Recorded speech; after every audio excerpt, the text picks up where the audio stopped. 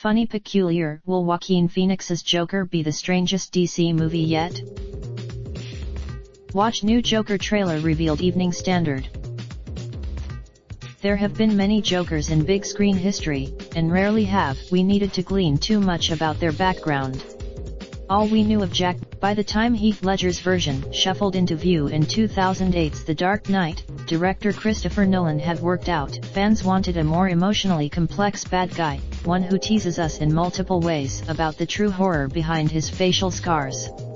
But beyond these perhaps Ledger's Oscar-winning performance tipped the balance for good, however, for it has been increasingly obvious ever since that the role of the Joker, not the Caped Crusader, is the really juicy one.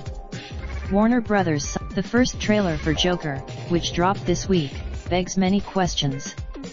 First of all, something similar seems to be going on in Joker. Phoenix's Arthur. Warner Bros. Has made it clear that Phoenix will not be the Joker who appears in its rapidly disintegrating extended universe of DC superhero movies, though it is not yet entirely clear whether Leto's poorly served version will be back either. Hell, even, does it really matter if this Joker movie exists only in its own downbeat and left-of-center continuum? For DC fans, the suspicion is, however, that somewhere along the line, if Joker ends up diverting so far from the genre that spawned it, it may lose its very reason for existence. In the meantime, related A to 5 of the greatest DC characters Microsoft guess.